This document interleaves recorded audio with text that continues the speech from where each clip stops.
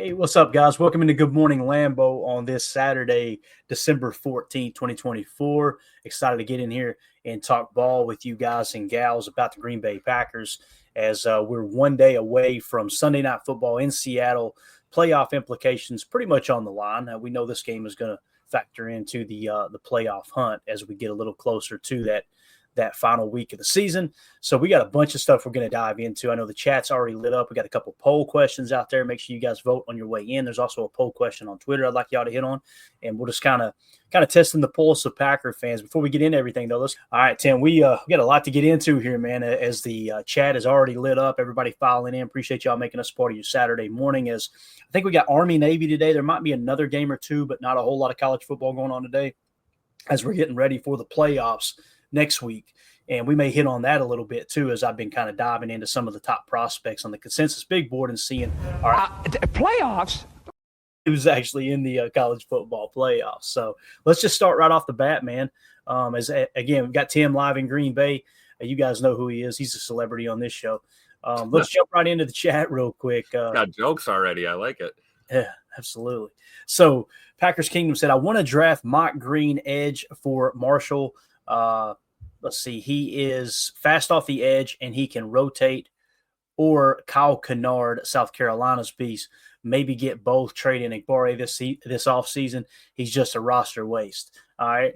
So Packer Kingdom coming in here hot right off the bat. He also said we need a really good backup to LVN and Gary. So he's focused on that rotation. Got it. I kind of feel like Igbare is, in my opinion, but I could be wrong there. Yeah. Packers Kingdom says maybe trade back and acquire a day 2 pick we could pick twice in day 2, double up on edge. You guys know I'm big fan of trading back into the second and third round as opposed to taking one swing in the first, one swing in the second, one swing in the third, because it does seem like we tend to struggle a little bit there, at least here recently. So, Tim, you got anything to add to what Packer Kingdom had to say there, man, as we move through the chat here? I wouldn't go as far as to say JJ and Igbare is a waste of a roster spot. But I do understand the logic of trying to double up on edge, trying to, maybe acquire additional pick. I get it. But yeah, I'm just, I'm not like the hugest JJ and Igbare fan in the world, but I feel like he plays decent football for us. And, if you want an upgrade though, I can respect that too. But I don't think he's a roster waste, You hurt me, Brett. Exactly. There it is. There's the first drop of the day. All right. So the poll questions that we put out there for the listeners so you guys can kind of keep up and know what we're talking about here. On Twitter, I put a poll question up and I said, Packer fans, of these 4 positions, what do you think is the biggest need going into the final 4 weeks of the season? So, again, it's specified of these 4 positions. Now, we know there's going to be people in the chat going, well, those aren't your biggest needs. No crap, Sherlock. The point of the question is, if you had to pick between these 4, what would be the most important? So the choices: defensive tackle, cornerback, linebacker, and edge. As it sits right now, cornerback is running away with it on Twitter at 67%. Second is edge at 16%. Third is linebacker at 11.2%. And then coming in dead last at 5.9% is defensive tackle. So the Twitter folks, and this is always fun to do, to kind of compare and contrast from people who watch the show, they're in the chat, as opposed to just every Packer fan on Twitter that wants to vote on it, right? They're hands down, we need a corner first and foremost, over top of edge being second, linebacker being third, and then defensive tackle being fourth. And the fact that defensive tackle is dead last, Tim, it doesn't surprise me. That's the way the vote went, but you guys know how I feel about that. Now, when we go, it surprises me a little. It surprises me a little, as much as people complain about the pass rush. It's a great point, yeah. But again, when people complain about the pass rush, Tim, it's immediately we got to blame Rashawn Gary, right? It can't be interior. Couldn't possibly be anyone else on that defensive front. Right. So other than the guy who's leading in pressure percentage, leading in sacks, and But when you look at the YouTube poll question we put up, which of these 4 positions do you see as the biggest need with 4 weeks to go? Cornerback in the YouTube poll question is also leading the way at 60%. Defensive tackle is second at 27%, just changed to 25%. And then linebacker and edge tied at 6%. So it seems like people who are on the show here lean more toward defensive tackle as opposed to the Twitter poll. However, cornerback definitely still in the lead there. Now, maybe there's still a little hangover from the draft last year, Tim. People were pissed off that we didn't take a corner. We thought they would. We thought they would allocate some resources to it. Obviously, we talked about it every mock draft we did. We took 2 to 3 corners, didn't we? So yeah, I mean, we ended up taking one, right? We took Kalen King. The 7th round. So yeah, I understand. But I've kind of come around to your school of thought too. You've said this before that you just don't feel like cornerback is one of those top tier positions that you're gonna burn a first round draft pick on necessarily, unless you're just absolutely decimated, back there in the secondary. So, I mean, I was okay with the fact that they at least took one corner. We were all a little surprised we didn't see it in the earlier rounds, though, for sure. Mm-hmm. Yeah. And I think Ron Samuel's onto something here. He says people voted corner because Jai is out, including me. And that's the thing. Like, that, what this poll question really tells you is people aren't expecting Jai to come back next year. That's what it feels like. Because I think if you could guarantee, and we know we can't, but if you could guarantee voters, hey, listen, Jair is going to be 100% next year. He's going to play every single game. They're probably not as high percentage voting for corner, but that is the reality of the situation right now, man. I mean, you're talking about missing over 50% of the snaps the last however many years. That's a rough look. It really is, man. Yep. And I understand, like, no one's saying the injury he has right now isn't serious. It seems like the conversation sometimes steers towards, well, you don't understand how significant this injury is. No, I got you. I understand it's significant. What about everything else, right? And also, I mean, we got to remember, too, the suspension. Like, that was a thing, too. Like, it's just, I don't know. I can understand both sides of the argument, I guess is what I'm trying to say. But, yeah, I think Ron makes a great point right there for sure. Nick McSwain said, kind of a toss-up between defensive tackle and cornerback for me. Better cornerbacks would mean more time for the pass rush to get home, but better pass rush would mean getting to the quarterback quicker, right? And yeah, I think that's a great point. To me, though, you can scheme around a great corner. You can't scheme around a great 3-tech in combination with a good edge, right? It was fun watching teams trying to scheme around Aaron Donald all those years. Oh my God, man. and what's crazy is, like, the Packers had the number one answer. They just said, you know what, Elton, go out there and slap him in the mouth. And that's exactly what he did. It was awesome. They didn't allocate any extra resources to him. They didn't say, hey, look, we need to double up here. It was just real simple. If he lines up in that 1-tech on Elton's side, just let Elton take care of business. And he did. That was a lot of fun. And it was fun watching that game because you could tell even Aaron Donald was kind of like, I don't know what to do with my hands. He was like surprised that he wasn't getting doubled, Yeah, he was pissed. And that's why it got a scuffle started a couple times and all that, because of you can see the frustration on Aaron Donald's face for sure. All right, so that was Nick McSwain. All right, here we go. Jen Wright said, is new D-line coach an option? You heard me, Brett. She went on to say, special teams is not a liability, can't help the new rules, talking about that. Now, let me hit that real quick, and then we'll come back to her comment on the defensive line coach. I got another message last night. This was through email, I believe it was, yeah. Michael Smith emailed me and said, the Packers have arguably the best punter, a reliable kicker with 2 game-winning kicks, good coverage units, and a couple of good returns. So I don't understand why making – let me drop that comment down real quick. Hopefully I don't lose it. Why making a change at coordinator is even a question. I almost forgot a blocked field goal to beat the Bears. So that was Michael chiming in. So I think we could finally put all that to bed with the special teams coordinator talk. It seemed like it was like right at 80%. Like, nah, we need to keep Rich Bisaccia. And then also, like Michael pointed out, I love that Michael pointed out, those are like, if those 4 things don't go the special teams' way in those games, we might lose those 4 games. I mean, think about it. We definitely lose the Bears if it doesn't get blocked, right? Yep. Thank you, Carl. Yeah, exactly. If you miss the game-winning field goal, give me some Carl up there on the screen. I need to see that face real quick. This guy. I'll find him. Where is this guy? So here's the guy right there. Obviously, the game-winning field goal. Looking like Clayton holding a bowl of elk stroganoff. That's right. We need to make that Photoshop happen, by the way. Where's Smitty when you need him? hopefully Smitty's doing well. I know he was dealing with some health stuff, if I remember correctly. So I need to reach out to him and check on him for sure. Same thing with Eric Sutherland. I know he was had a son in and out of the hospital, so we need to check on him as well. But yeah, so I don't know, man. When it comes to special teams, maybe I've set the bar so low, but I was blown away that there was like, the Rich Bisaccia slander. But we're going to put that behind us now. I feel like we got the answer we looked for. My question was, okay, do we want him back or not? Like, let's get this out. And okay, we do want him back. All right, let's move on. Right. Yeah, and with special teams, it's important to identify what if you're upset about something, what specifically is it? Because you can't just say, special teams is terrible. It's like there's a lot of different phases of a special teams unit. And there's also more that Coach Bisaccia brings to the table for this team than just being the special teams coach. We talked about that last night. He's our assistant head coach as well. Yeah. Nick in the chat said, don't Packers have the second most block kicks since Bisaccia got hired? That may be true. I'm not sure. It wouldn't surprise me. Joseph in the chat said, Rich is going nowhere. He said, I'm standing on that wall. Ain't nobody going to knock me off that wall. So there you go. All right. So back to what Jen Wright said about defensive line coach. What happened, Jim, was remember our edge defenders, over the last couple of years played pretty darn good, right? Outside of this year, obviously the whole pass rush unit took a dip.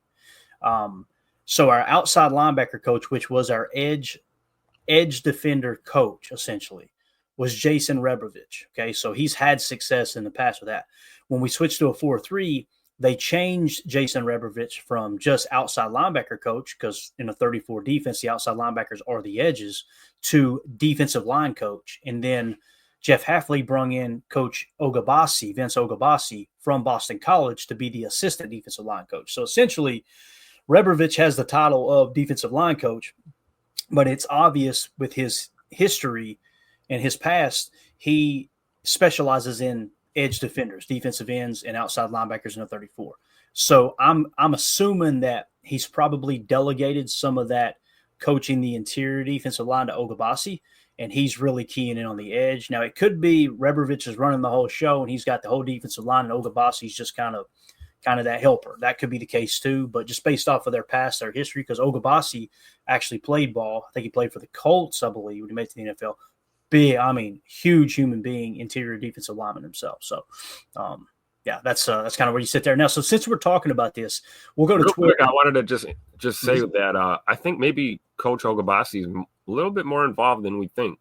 You look at some of those shots from game day, and you see they always do the booth shot, and you see the coordinator shot, and Coach Ogabasi is like directly behind Jeff Hafley in almost all of these shots. I really do think that he's probably taking more of a leadership role with some of the interior guys on that line. And I like Coach Reb. If you guys get to a training camp, man, bring the earmuffs for the kids, because that guy uses colorful language all of the time with those players, and real intense dude. And that's what you want on your defense, right? You don't want a soft, quiet guy coaching up your D line. You need someone that's keeping the piss hot, as we say, right? Yeah, for sure, man. For sure. All right, so since we're talking defense, I was going to do this a little later in the show. Let's just jump into it real quick. First of all, if we just go defensive summary, okay, and this is on NFL Pro, and I'm going to try to get it to where you guys can see it a little bit. Oh, we got logos today. How convenient. This is awesome. Here's a logo. You guys know points per game, the most important statistic, in my opinion. When it comes to points per game, Green Bay is ninth in the league, allowing 21.1 points per game. So they're top 10 in scoring defense, okay? Next to that would probably be EPA per play, okay? That's expected points added based off the specific situation. So this is an efficiency grade, okay? And obviously, on defense, this is EPA allowed per play, okay? So the lower the number, the better in this case. So when it comes to EPA per play, the Green Bay Packers are 8th in the league. And that's per play, both run and pass together, okay? So you're seeing the 9th best scoring defense, the 8th best in EPA per play, right? We got to check. We got to change the ticker. Hold on a second here. Oh, no. What happened? You remember this. Quote, if the Packers have a top 7 scoring defense, I'll get an Emilio tattoo on my left butt cheek, according to Mr. Jacob the Beard. So y'all wonder why he ain't been on the show. No, you're right, man. We're sitting ninth. Can they crack into that top 7? Oh my goodness! I love that he said top 7 too. Like I would have said top 5. I would have went all in, right? Like hey, but cover. I love that he's just like 7 sounds good. 7.5, matter of fact. We'll set it at 7.5. So that's hilarious. I'm glad you pulled that up, Tim. So EPA per play overall, they're 8th. So again, top 10 in scoring, top 10 EPA per play. Now we've already talked about yards per pass attempt, yards per rush attempt. We've hit on all that, so we're kind of covering it from a different angle here, right? So now let's go to pass defense. All right, EPA per pass, lowest number being the best. The Green Bay Packers are 11th in pass defense at negative 0.09 EPA per pass play. Okay, so that's where you sit there. You're right just outside of the top 10. And if I remember correctly, last year, we dipped to somewhere like 19 or 20 in pass defense. That was what really took a step back last year. The run defense actually got a little bit better last year. Not a whole lot, but a little bit. But the pass defense did take a little bit of a step back. So that's where we sit there, EPA per pass. The Packers are currently in the number 11 spot. So again, right there, you're talking 9th, 8th, 11th, right? So we're right there, top 10, borderline top 10. We'll come back to pass rush in just a second, right? Run defense, we're going to go EPA per rush attempt. The Green Bay Packers are 10th in that at minus 0.09. So we're legit a top 10 defense. No matter what metric you look at, this is a top 10 defense, right?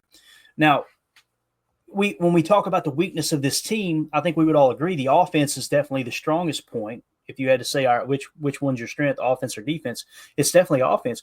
But our defense is not bad. They're not bad. It's just I personally think that in the moment, and I'm as guilty as anyone, when you're watching a game and you got your smartphone in your hand, you're ready to tweet when something goes wrong. And I do love that there are some people that only tweet when things go wrong. They never tweet when things go right. They're sitting there and they're waiting, right? They're waiting. And then when a play happens, like a 16-yard dig, right? This soft-ass defense, right? It immediately goes to that, and you're not taking the whole picture, the whole season into the picture, if that makes sense. So I think it's important to understand that, man, that we're a legit top 10 defense. And listen, we brung in some resources. We use resources to bring in players. You got Xavier McKinney that you brung in free agency. Hell of a signing. You went out and triple dipped in safety, right? With Evan Williams, Javon Bullard first. Then I think it was Evan Williams. Then it was Katano Ladapo. And what happened out of those three? Bang, you hit on one with Evan Williams. So the safety room's fixed, right? That's going to make a difference too. Part of me almost wants to see what Hafley would have done with our exact defensive roster last year. That would be the true gauge. But obviously, we ain't got a time machine. We can't go back and do that because the roster definitely got better. There's no two ways about that. Which would you rather have, Xavier McKinney or Darnell Savage? I don't think anybody's voting for that. Stop it. Yeah. So hey, that's what you do if you're committed to winning, right? You're not going to bring in a new DC and then be like, all right, here's the same truck. We didn't change the oil and we didn't put any air in the tires, but go win the race. You're not doing them any favors. So I think it's fair to say that, but I think it's also fair to consider that it's both, right? It's Goody cooking with this roster, and it's Jeff Hafley cooking with the 43 defense right now. Yeah. And Nick McSwain in the chat said, anytime a big play happens, it's prevent defense laughing emoji. It drives me crazy, man. It's like the amount of people that don't, and Nick's being sarcastic, in case people on the pod go like, why is he roasting Nick? No, I know what Nick means here. The amount of people on Twitter that don't understand what a prevent defense is mind-boggling to me. It's absolutely mind-boggling. The amount of people who have a huge following that don't know what a prevent defense is mind-boggling to me. But Donovan Schilling in the chat, still mad about my Savage jersey. We lose every game I wear it. Shaking my head. Hey, man. Put it in the donation box and take it and donate it. Yeah, I'll tell you what I do, man. I'd take it to a local tailor if it's an actual jersey, get that patch tore off the back, put your name on it or something, or find a great fix in the history of the Packers, right? Yeah. Yeah. And Schilling comes back in and says, fire Joe Barry. There you go. Jen Wright, did you really even have to ask the question? That's what Tim said. Stop it about the Xavier McKinney, right? Exactly, Jen. All right. So again, now that we're all on the same page there, overall defense, what was it? Eighth? No, scoring was eighth. Overall defense was ninth, I think. And then pass defense was 11th. Rush defense was like 10th, right? So we know legit top 10 defense in every metric that we've looked at, right? Okay, so now let's go back to the pass rush because we were talking about the pass rush, right? Of course it's going to do this. Let's try it. I was going to say, is that the page? Was that the page? Sorry, no results for Green Bay's pass rush. So everybody's talked about how bad our pass rush is, right? And last year, the big conversation was we don't have enough sacks. We don't have enough sacks, right? We had an extremely high pressure percentage, but a low number of sacks. It seemed like that was the constant argument last year. Well, here we are now, sack percentage. The Packers are sitting 15th this year at 6.7%. Now, is that good enough? In my opinion, no. We've been very vocal on this show.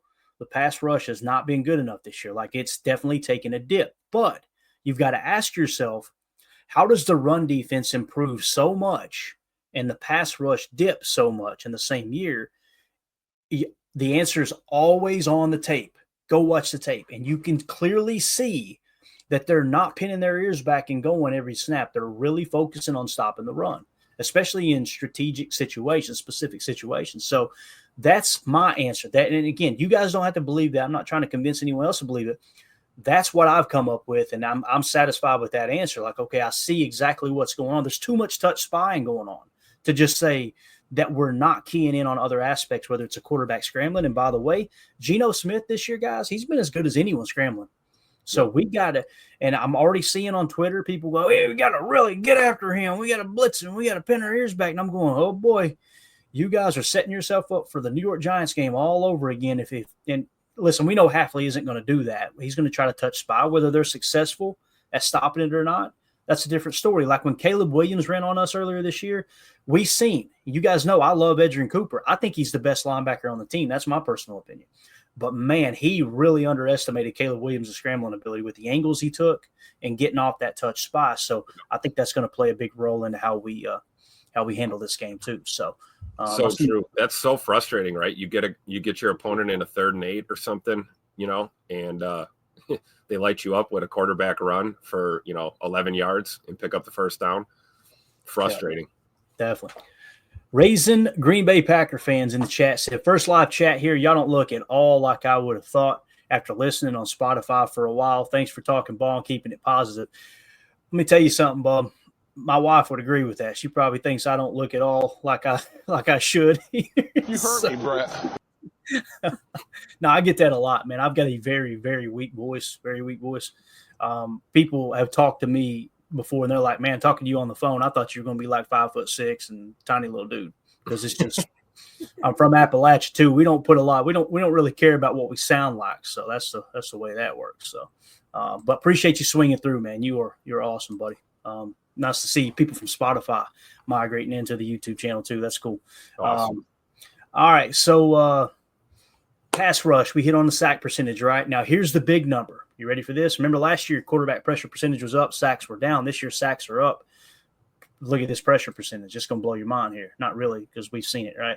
With quarterback pressure percentage, 29th in the league at pressure percentage, okay, at 30.2%. So the difference between obviously being 29th and being number one is roughly about 6% pressure rate, okay? So Gary, last I checked, was sitting at 13%. He's leading the team. The closest one, I think, was LVN at 9.5%, right? And then, of course, Kenny is like down to like 6%. So when we do these poll questions, hey, which position do you think is the biggest need? That's why you've heard me talk about, boys, we need another 3-tech. We got to come in and get a 3. Doesn't mean you cut Kenny. Doesn't mean you cut Devontae White. That they're on the roster. You don't want to absorb that cap hit. I think I don't even know. I wouldn't say they're very good players with how they're playing right now, but I think they're good. Now, Kenny last game against the run, dominant. Played really, really well against the run last game. So what you want to do, though, is add another piece into that room, and let's try to get someone to raise that level, right? And if he emerges as the number one, then when you come back in 2026, you can afford to restructure Kenny Clark or potentially let him go, right, and free up some cap. You can do that. You can go post June 1 to maximize your cap space for that current year if you really want to kind of go all in. in that regard. So again, pressure percentage way down this year. I think I'm satisfied with the answer I have for myself. Tim, you have the floor.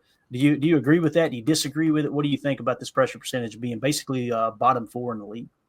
I mean, I think I do agree with you, first of all.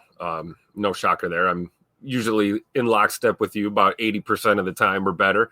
But no, it's true. And, it's really rare in this league when you even the top defenses, there's always a, the scales are tilted either way when it comes to your pass defense versus your run defense, pressure rate versus sacks. It's really tough to, have your cake and eat it too. It's really, really tough to be awesome at both of those. Usually if you're making a concerted effort to be a good run defense, you're going to see, some fluctuations in your pass defense and your rushing the quarterback kind of thing. So I think it makes sense. Me personally, I'm a big fan of bend but don't break. I'm a big fan of we're better against the run. Finally, after years of watching this Packers defense get absolutely run over all of the time, it was extremely frustrating. So I'll take it right now. I'm personally okay. I do think that there is nothing wrong though with the sentiment in the fan base that we need to look at some of the talent we have here,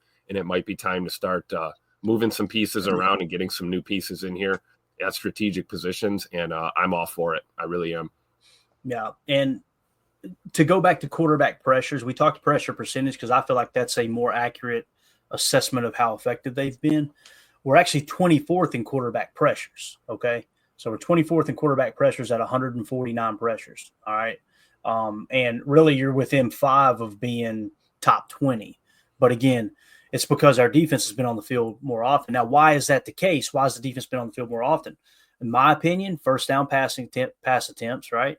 I think that plays a role in it, but also them being able to move the sticks is going to make it longer sustained drives as well, right? So that's probably got a lot to do with it too. So Chase Green in the chat said, the pass rush concerns are BS in my opinion. Stop the run and don't give up explosives are more important. Amen. And here's the thing, yeah, Chase, you're preaching to the choir here, man. And, I didn't just come up with that and go, you know what I think is important? No. I'm studying coaches. This is what coaches deem as the most important thing.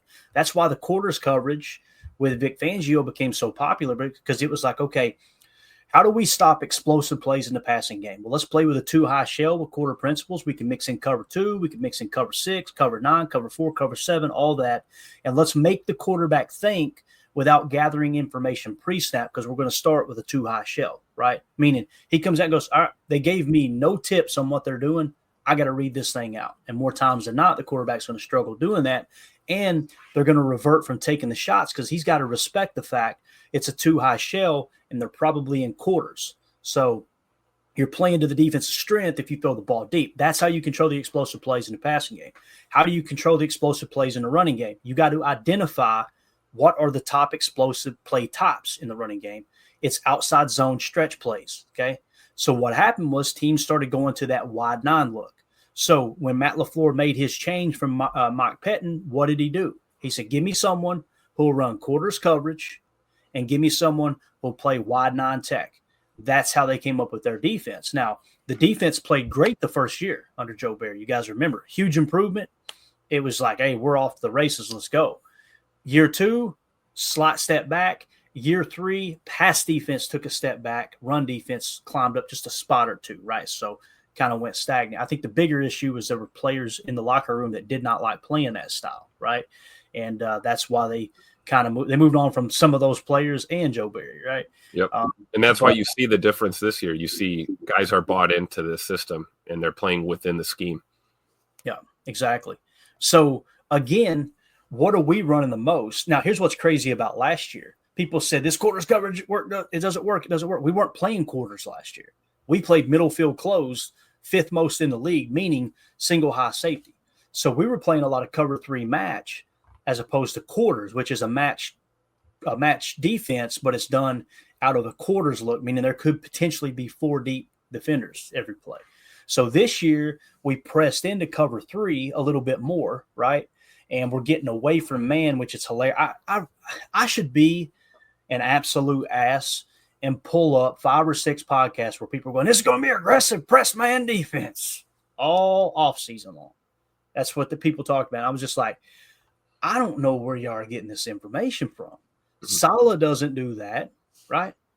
Hafley didn't do that at college. Hafley didn't do that at Ohio State. Hafley didn't do that at San Francisco when his DBs were out there. They were playing. People thought they were playing cover 4 out there, and they were really playing cover 3 match at that time with Sala. So it's a public service announcement.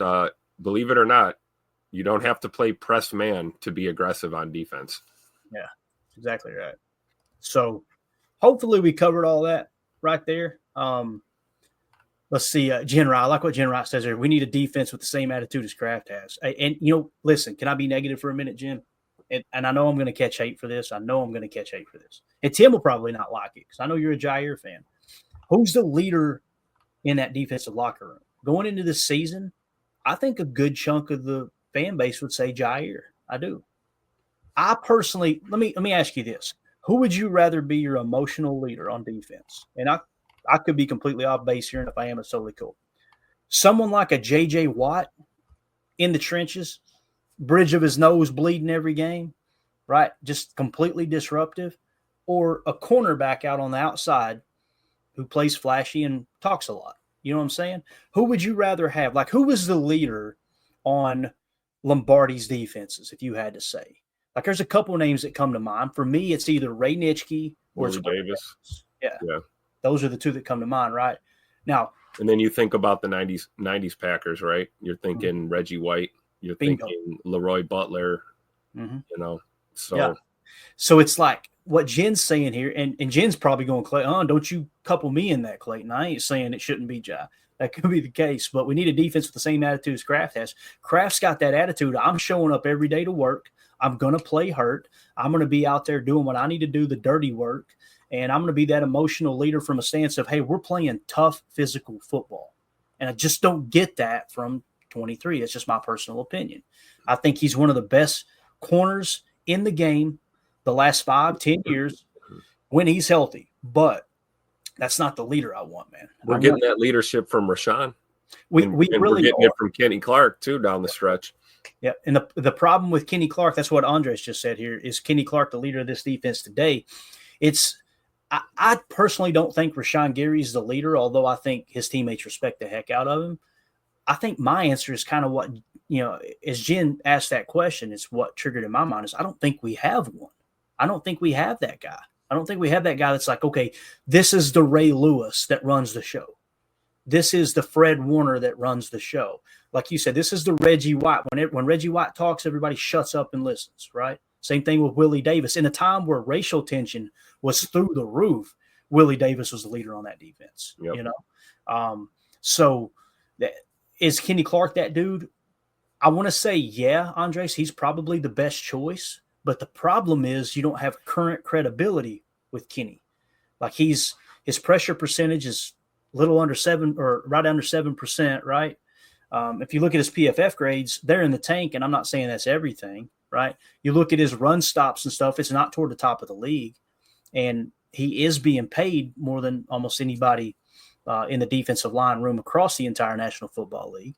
Holmes says it's X in my opinion. That could be it too, right? He's a guy who's got that current credibility, and I think the players do respect him. It does feel like Jair, with this injury, has taken a step back and X has kind of come to the forefront. He could be that dude.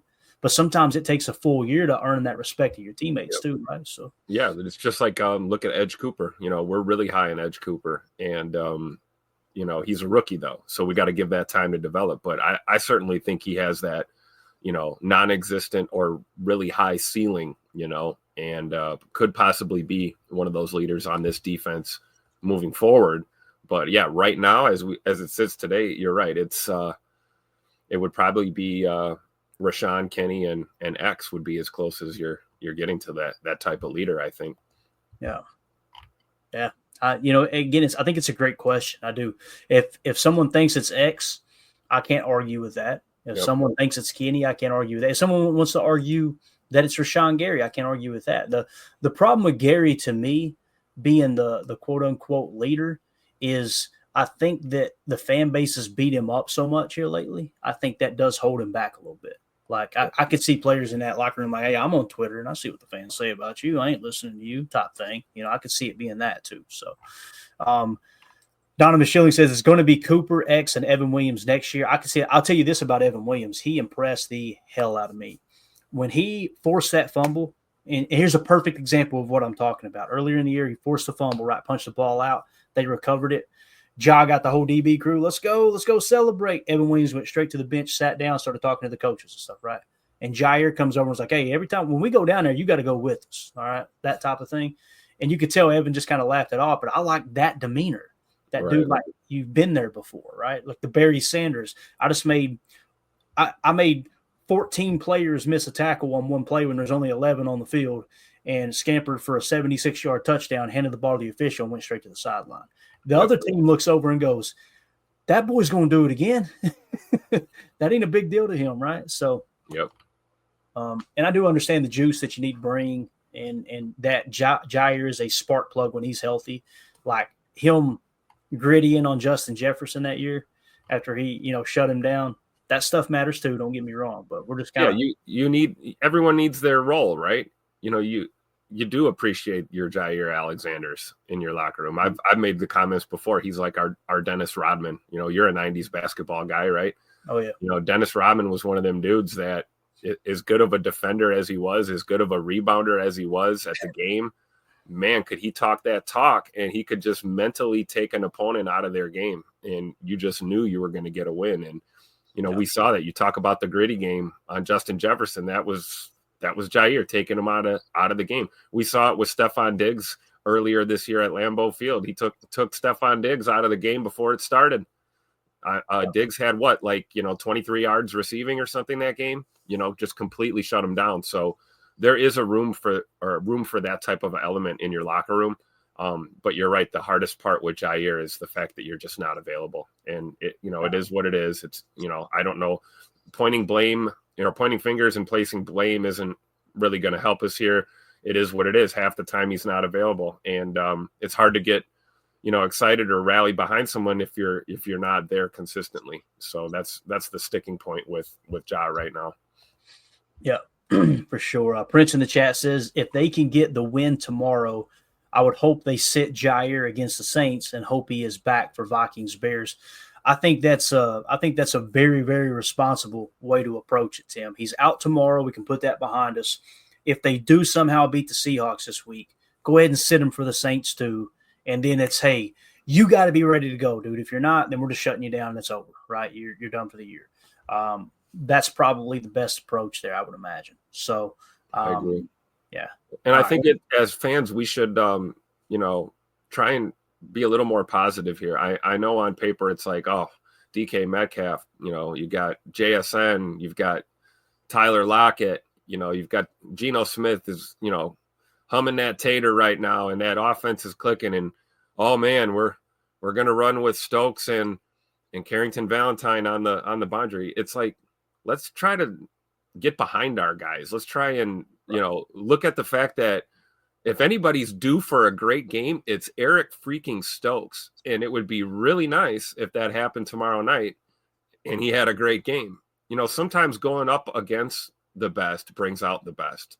So, CV and Eric Stokes, they're going to have their hands full all night long. And I'm just hoping that it really, unlocks that next gear and takes them to the next level in their game. And we see solid performances out of them. We know Valentine is capable of doing it. We've seen it before. Stokes, man, if he could come around and have himself a decent ball game, it's going to be really exciting to see those guys play well, in my opinion.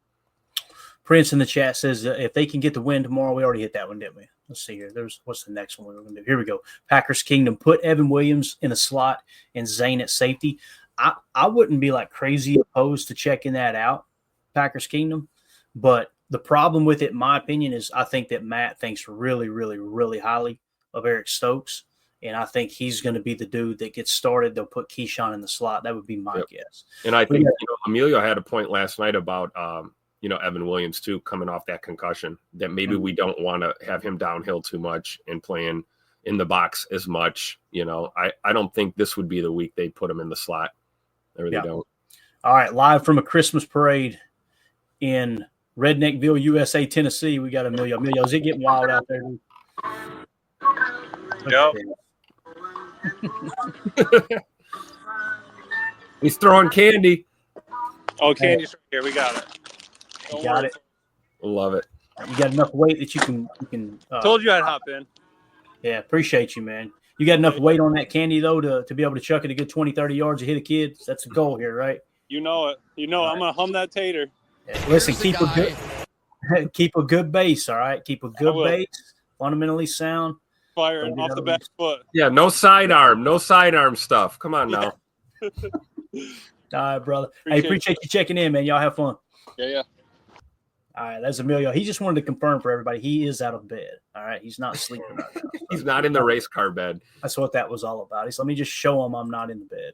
So Prince in the chat said Jair unfortunately seems to like the role of class clown more than a serious vet like McKinney. I could see a little bit of that, but boy, he has created some awesome moments for us fans. There's still two ways about it, man. How many times have we hit that drop on here, right? Blake B in the chat. Don't forget we handled Waddle and Tariq with the same corner group. Great point. Great point, Blake. The great maybe yes says Puka had the same injury as Ja, and he was out for 6 weeks. Tim, how long has Ja been out now? This is a great measuring stick here, man. Do we know how many games he's missed? Somebody in the chat help us out. Yeah, I want to say this is the 5th or 6th game he'll be missing. But here's the thing, though. I don't like going down this road because Clayton, you and I could fall down the stairs and break our knee. And your knee is going to heal how your knee is going to heal, and mine's going to heal how it's going to heal.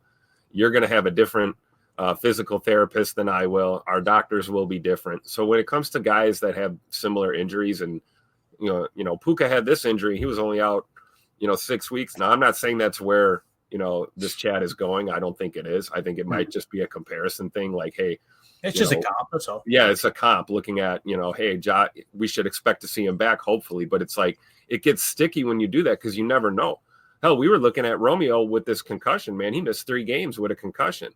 We talked about guys that come back. We saw it with Quay Walker. He, cleared the protocol right away and came back and was playing. So everybody's different. I agree with the comp, especially when you look at, Puka Nacua and Jair Alexander. They're kind of like similar athletic body types, and the positions they play require a lot of cutting and turning and shifting and those kind of things. So when you're dealing with a bad PCL in your knee, it's good to make a comp like this, but it's also important to remember that everybody's different. And Jair's got more issues than just that knee. He had been fighting the, hamstring and groin issues himself. He had an ankle issue earlier this year. We all know that shoulder is not the same ever since he lowered the boom a couple of seasons ago. So, it's a lot. I think it's just a veteran player trying to stay out on the field, and it's disappointing for the fan base when you don't see him, out there. Yeah, for sure. So, if anybody knows what week that was that Ja got hurt, we could kind of comp it a little bit and go, okay, because we may, fan base might be being way too critical if you compare it to Puka. Like it might have been, 5 weeks since he tweaked it, right? I think the Texans game is the last game he played in. Yeah. So if it happened in the Texans game or that week, maybe at practice, it seemed like. So what week was the Texans game? Let's look at that real quick. Give me just a second here. Here we go. So the Texans game was week 7. So 1, 2, 3, 4, 5, 6. So that's 6. Right on the money. Just like, the great maybe yes is saying here. So spot on right there with that comment. Bring that up. Yeah. So, if the fan base gets to the point where it's like we're being too hard on Ja, like, hey, he should only miss 3 games. Puka missed 6, right? Yep. That needs to be comp. That needs to be taken into consideration. So here we go. Ron Stanwell said, we were forgetting it sounds like Ja wants to play and the staff is shutting him down. Yeah, it sounds like, Ron, he couldn't meet the requirements. He couldn't hit that. He couldn't max that test out. So I think it is worth noting, like you did there, though, Ron, that, hey, he wants to play. If he wants to play, that's great. Yeah, that's the other part of the equation, right? Yep. If the player does what he can to get back on the field, if the staff does not feel like you're ready, then they're not going to put you out there. Mm-hmm. I mean, I don't care if you're playing high school ball. It's the same mentality, right?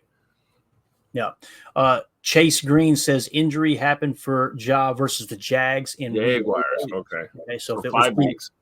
So if it was week 8, yeah. So it's 1 week, yeah. So we're still ahead of schedule here, right? So thank you, Chase. Thank you for looking that up, buddy. All right, that's going to do it for hour one. For those of you listening on the pod, we'll see you on the other side for hour two. We appreciate y'all.